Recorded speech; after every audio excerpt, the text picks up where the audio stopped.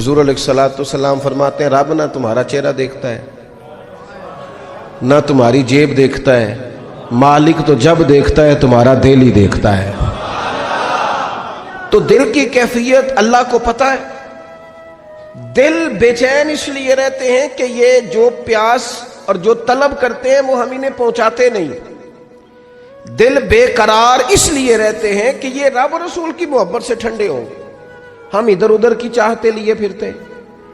ان کے اندر بے قراری اس لیے ہے کہ ہم نے امیدیں لوگوں سے وابستہ کر لی ہیں، جو لوگوں سے نہیں کرنی چاہیے تھی، اللہ رسول سے کرنی چاہیے۔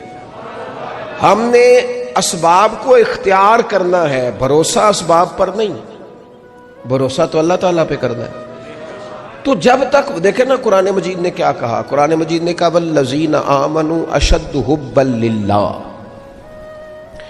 فرمایا وہ لوگ جو ایمان لے آئے وہ اپنے رب سے شدید محبت کرتے ہیں، اپنے رب سے پیار کرتے ہیں۔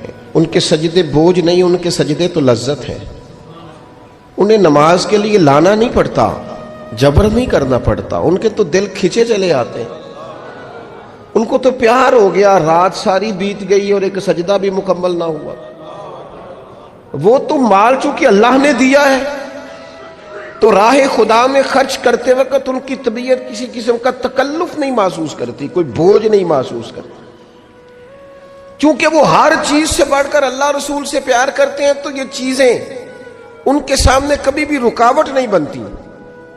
اور دل میں سب سے زیادہ محبت اللہ کی، اور جہاں تک تعلق ہے میرے رسول پاک کا، تو اللہ کریم نے فرمایا النبی اولی بالمؤمنین من انفسہم، فرمایا یہ جو نبی ہے نا یہ تو مومنوں سے ان کی جانوں سے بھی زیادہ قریب ہیں۔ تو ہر وقت دل کی دھڑکنوں میں، روح کی ٹھنڈک میں، قلب میں، دل میں، روح میں، ذہن میں جو چیز ہر وقت سمائی ہے نا مومنوں کے، وہ رسول پاک کی ذات ہے۔ اگر رات ساری بندہ یہی سوچتا رہے کہ سویرے یار کس طرح کام چلانا ہے، پیسے کیسے آئیں گے، جو میرے پاس 2 لاکھ ہے اسے 6 کیسے کرنا ہے، اور یہ 6 ہے یہ 12 کیسے ہو سکتا ہے، اور جناب یہ دنیا میری کیسے آگے بڑھ سکتی ہے، اور یہ جو پلاٹ پڑا ہے نا میرے گھر کے بالکل سامنے کیسے کچھ چکر چلے کہ میرا ہو جائے، گاڑی ہے ذرا چھوٹے ٹائروں والی بڑے ٹائروں والی کیسے آ سکتی ہے۔ اگر 24 گھنٹے منصوبہ بندی دنیا حاصل کرنے سے دین منع تھوڑا کرتا ہے، حضور نے تو فرمایا محنت کر کے کمائی کرنے والا اللہ کا دوست ہے، منع نہیں ہے، لیکن ہر وقت اسی گنتی میں رہنا، اسی کے شمار میں رہنا، الجھ جانا، اور جو اصل چیز تھی اس کو چھوڑ جانا۔ ہم نا نیکی کرتے ہیں، مومن ہوتے ہیں، لیکن اس کی لذت نہیں پاتے۔ یعنی اگر نماز پڑھ کے بھی بندہ قرار نہ حاصل کرے، اگر وہ خیرات کر کے بھی اس کی ٹھنڈک نہ محسوس کرے، مسجد آ کے، محفل کرا کے، محفل میں بیٹھ کے، پھر بھی اس سے کوئی روحانیت نہ پا سکے، اس نے 20 علماء سنے، اس نے درجنوں خطباء سنے، اس نے ساری زندگی گزار دی، لیکن اس کے دل کی کیفیت ہی نہ بدلی، وہ لذت خاص ہی اسے نصیب نہ ہو، تو پھر اسے سوچنا چاہیے نا کہ دل میں نا اللہ تعالیٰ نے نا ہر چیز 2 بنائی ہے، ہونٹ 2، آنکھیں 2، کان 2، ہاتھ 2، پیر، دل اللہ نے ایک ہی بنایا۔ یہ نہیں ہو سکتا کہ چلو ایک طرف مجھے رکھ لو ایک طرف کسی اور کو رکھ لو، دل ہی ایک بنایا ہے۔ وہ کہتا ہے بس دل ایک ہے تو رب رسول ہی رہیں گے، اس میں ادھر ادھر کی چاہتے نہ لے آنا، جب تک دل کے اندر پوری طور پر اللہ رسول کی، بخاری مسلم میں حدیث ہے، نبی پاک علیہ الصلوۃ والسلام نے فرمایا اگر تم چاہتے ہو نا تمہیں ایمان کی لذت نصیب ہو، آپ زیادہ غور کریں میری بات پر، ایک ہے کھانا، ایک ہے مزیدار کھانا، ایک ہے مومن ہونا اور ایک ہے مومن ہونے کا مزہ آنا، لذت نصیب ہونا کہ میں صاحب ایمان ہوں۔ فرمایا اگر تم چاہتے ہو کہ تمہیں ایمان کی لذت نصیب ہو، یہ حدیث آپ نے بھولنی نہیں، بخاری مسلم میں، اگر چاہتے ہو کہ ایمان کی لذت نصیب ہو تو 3 کام کرو۔ یا رسول اللہ صلی اللہ تعالی علیہ وسلم کون کون سے؟ حضور فرمانے لگے پہلا کام یہ کرو کہ ہر چیز سے بڑھ کر اللہ رسول سے محبت کرو. لیکن یہ نیرا نعرہ نہیں لگانا، یہ غور کرنا ہے، پیسوں پر اچھی طرح غور کر کے سوچ لینا ہے کہ پیسے زیادہ پیارے ہیں کہ اللہ رسول. یہ غور کر لینا. یہ جو جھوٹی انا کے بت بنائے ہوئے نا، میری عزت، میری برادری، میری افسری، میرا قبیلہ، میری کرسی، یہ غور کر لینا ہے کہ کرسیاں زیادہ پیاری ہیں، اقتدار زیادہ پیارا ہے کہ اللہ رسول. ایک طرف رسول اللہ کی شریعت اور ایک طرف تیری برادری کے رسم و رواج. لیکن شادی والے دن رسم و رواج جیت گئے. کدھر گئی تیری محبت رسول؟ وہ صرف محفل والے دن تھی، ربیع الاول شریف میں تھی. ہم تو دیندار سمجھتے ہی اس کو ہیں جس کے گھر میں شادی ہو تو پتہ چلتا ہے کتنا دیندار ہے. محفل میں تو سارے دیندار ہوتے ہیں. یہ تو پتہ ہی تب چلتا ہے جب کسی کا انتقال ہو جائے، نہ گھر میں کوئی خوشی آئے کہ اب یہ کتنا دیندار ہے. اب پتہ چلے گا. مسجد میں تو سارے دیندار ہیں. فرمایا گر چاہتے ہو کہ لذت ایمان نصیب ہو تو ہر چیز سے بڑھ کر اللہ رسول سے پیار کرو. اور دوسرا فرمایا جس سے بھی پیار کرو نا، اللہ رسول کی رضا کے لیے کرو. شکریہ کا تکلف بھی چھوڑ دو. وہ میرا احسان مانے گا یہ بھی چھوڑ دو، میری تعریف کرے گا یہ بھی چھوڑ دو. فقط اللہ رسول کی رضا کے لیے رشتے بنانے شروع کرو. مومن ہونے کا مزہ آئے گا. جتنے ہم شکوے کرتے ہیں نا رشتہ داروں کے، بھائیوں کے، قبیلوں کے، برادریوں کے، یہ سارے ختم ہو جائیں اگر ہم محبت اللہ رسول کی وجہ سے کرنی شروع کر دیں. اگر بنیاد اللہ رسول کی رضا ہو تو ہماری طبیعتوں میں کسی کے لیے نفرت پیدا نہ ہو، بے ادبی پیدا نہ ہو، کوئی ایسا ماحول نہ ہے. کیوں کہ ہم ڈائریکٹ پیار ہی نہیں کرتے. ہم جس سے بھی پیار کرتے ہیں درمیان میں رب رسول کو رکھ کے کرتے ہیں. اور حضور فرماتے ہیں قیامت کے دن رب اعلان کرے گا، اللہ فرمائے گا وہ کہاں ہیں جو دنیا میں میری رضا کے لیے آپس میں پیار کرتے تھے. یا اللہ کیا ملنے والا ہے؟ اللہ فرمائے گا آج میرے عرش کے سائے کے علاوہ سایہ کوئی نہیں. جو دنیا میں میری رضا کے لیے آپس میں پیار کرتے تھے انہیں آج میں اپنے عرش کا سایہ عطا کروں گا. تو اگر ایمان کی لذت چاہتے ہو، ایک تو ہر چیز سے بڑھ کے اللہ رسول سے پیار کریں، ایک جس سے بھی پیار کریں اللہ رسول کے لیے کریں.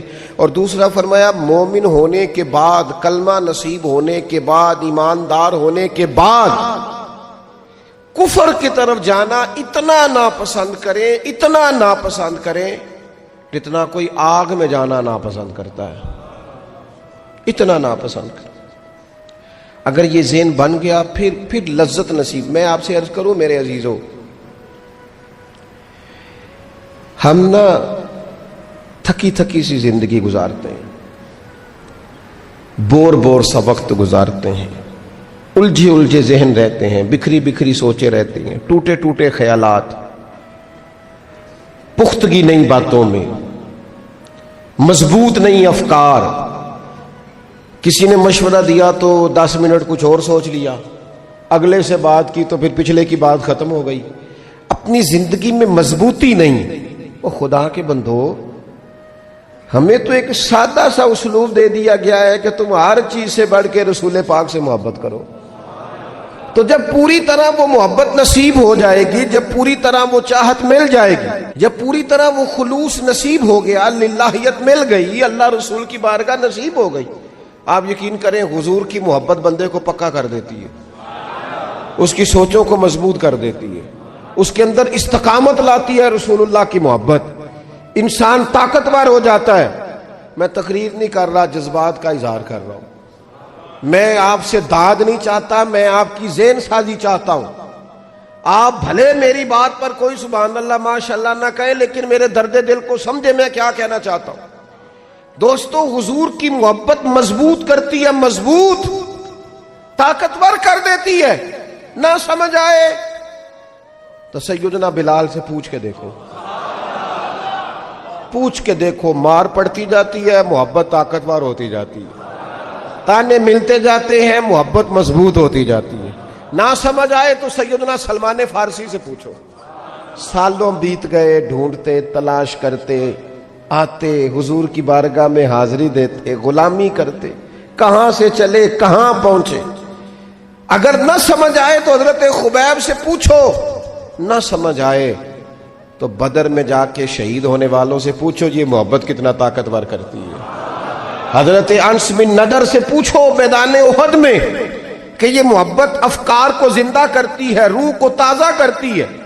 بندہ نہ زیادہ باتوں سے ویسے ہی بچ جاتا ہے، ایک شے صرف یاد کرنی پڑتی ہے، ایک شے علم و بس کریو یار اے ہوئی حرف تینوں درکار۔ اعلیٰ حضرت فرماتے ہیں اے عشق تیرے صدقے ہم جلنے سے چھٹے سستے، جو آگ بجھا دے گی اب وہ آگ لگائی ہے، جو آگ بجھا دے گی اب وہ۔ اور پھر اعلیٰ حضرت فرماتے ہیں کہ یاد رکھنا جان ہے عشق مصطفیٰ، روز فزوں کرے خدا، اور جس کو ہو درد کا مزہ، جس کو ہو درد کا مزہ، ایک ہوتا ہے شفا کا مزہ، ایک ہوتا ہے بیماری کا مزہ۔ یہ حضور کی محبت کی وہ والا درد ہے کہ یہ مزیدار ہے۔ اعلیٰ حضرت فرماتے جان ہے عشق مصطفیٰ، روز فزو کرے خدا، او لوگو جس کو ہو درد کا مزہ، وہ ناز دوا اٹھائے کیوں، اور پھر کے گلی گلی تباہ ہم ٹھوکریں سب کی کھائے کیوں، اور دل کو جو عقل دے خدا تو تیری گلی سے جائے کیوں، دل کو جو عقل دے خدا تو تیری گلی سے جائے کیوں۔ صحابی بیٹھے ہیں نا نبی پاک کی بارگاہ میں، اور دیر سے بیٹھے اور جم کے بیٹھے، بٹھا کے اپنے محبوب کو اپنے پہلو میں، جو لوگ کچھ نہیں کرتے وہ بھی کمال ہی کرتے ہیں، دیر سے بیٹھے اور بیٹھے تو نبی کریم نے فرمایا جاؤ کوئی کام بھی کرو۔ اٹھے، ستون کی اوٹ سے ہو کے واپس آ گئے، کہنے لگے یا رسول اللہ آپ کے بغیر دل ہی نہیں لگتا، تو طبیعت ہی نہیں جمتی، کہیں نظر ہی نہیں ٹھہرتی۔ جب تک آپ اپنے دل کی کیفیات، یار ہمارے بزرگ، ہمیں تو وقت نہیں ملنا چاہیے، اگر ہمارا دعویٰ ہے کہ ہمیں حضور سے محبت ہے تو وقت ہی نہیں ملنا چاہیے۔ سیرت ساری پڑھ لی ہے ہم نے، حضور کی احادیث یاد کر لی ہیں، نبی پاک کے فضائل پر جو کتابیں لکھی گئی ہیں وہ ہمارے پاس ہیں۔ کیا آج صبح سے لے کر اب تک 1100 بار درود شریف نصیب ہوا ہے؟ کیا اگر حضور سے محبت ہے تو ہمارے دل میں نبی پاک کی امت کا درد ہے؟ حضور پر نازل ہونے والے قرآن مجید کو ہم نے سمجھا ہے؟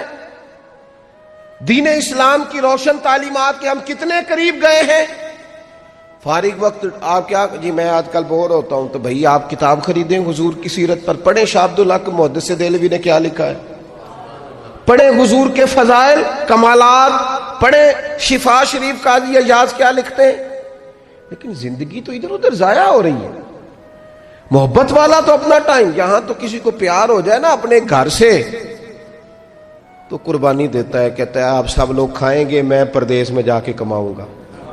پیار ہو گیا نا تو اس نے جدوجہد کی، اس نے عمر گزار دی۔ ہمیں اگر پیار ہو تو پھر انداز کچھ اور ہو۔ تھوڑا سا نا اپنی قلبی واردات پر توجہ دیں، اپنے دل سے پوچھیں، ایک تسبیح رکھ لیں ہاتھ میں، جس طرح موبائل ہو نا بندے کے پاس تو چین نہیں نہ لینے دیتا، جس طرح موبائل ہاتھ میں ہو تو چلتا رہتا ہے نا، انشاءاللہ تسبیح بھی ہاتھ میں ہوگی تو درود پاک چلتا رہے گا۔ یہ کریں یہ کام، حضور کے تذکار جمیلہ، نبی پاک کا تذکرہ، اپنے قلب اطہر میں حضور کی محبت کو۔ آپ دیکھیں نا کبھی صحابہ کا مزاج، ایک ہوتا ہے بڑے مشورے کرنا اور ایک ہوتا ہے زندگی میں نا ایک حرف یاد کر لینا۔ صحابہ نے نا ایک سبق یاد کیا تھا کہ جو حضور کہہ دیں گے نا، یہ بڑا مختصر، بڑا جامع، بڑا مزیدار اور سارے پہلوؤں کو اکٹھا کرنے والا سبق ہے۔ جو کریم کہہ دیں گے نا، لمبی چوڑی دوڑ ہی نہیں، جو حضور فرما دیں گے۔ حضرت صدیق اکبر سے پوچھا آپ کو پسند کیا ہے؟ کہنے لگے حضور آپ کو دیکھتے رہنا، میرا دل کرتا ہے میری بیٹی گھر میں خدمت کرے، حضور میرا دل کرتا ہے اللہ مجھے مال دیتا رہے، میں آپ کے قدموں پہ قربان کرتا رہوں۔ سانو تے قید سجن دا گہنا ہے، وہ جینج رکھے ایسا اونج رہنا ہے۔ ہم نے نہ طے کر لیا ہے، ہم نے ادھر ادھر ایک مختصر سے سبق یاد کر لیا ہے۔ آپ یاد رکھیں ہمارے پاس کوئی نہ کوئی لذت ہے، کسی نہ کسی چیز کے پیچھے دوڑ رہے ہیں، ہر بندہ دوڑ رہا ہے، کچھ مان کے دوڑتے ہیں، کچھ نہ مان کے دوڑتے ہیں، لیکن دوڑ لگی ہوئی ہے۔ آپ یقین کریں میں ایسے لوگوں کو بھی جانتا ہوں جو ڈھونڈ کے محفل میں جاتے ہیں، آج میں نے اپنے نبی کی نعت سن لی ہے۔ میں ایسے لوگوں کو بھی جانتا ہوں جن کو کتاب مل جائے نا، ٹائٹل پہ لکھا ہو حضور کا تذکرہ، دوڑ کے خرید لیتے ہیں۔ میں نے دیکھا ہے کہ حضور کے میلاد پاک میں وہ یوں خرچ کرتے ہیں کہ جیسے بس پوری کیفیت طاری ہو گئی۔ نبی پاک کی نسبت جہاں نظر آئی، حضور کے اصحاب کی بات آئی یا اولاد کی بات آئی، امت کے اولیاء کی بات آئی یا علماء کی بات آئی، دین کے طلباء جو مدرسوں میں پڑھتے ہیں ان کی بات، جہاں جہاں ذکر آیا، ہم نے نہ کبھی قطرے پہ غور کیا اور نہ دریا دیکھا، بس جہاں تیری جھلک دیکھی وہیں ڈوب گئے۔ اپنے دل میں اس محبت کو پیدا کریں۔ میں آپ سے عرض کروں، اولادیں بھی پریشان ہیں ہماری،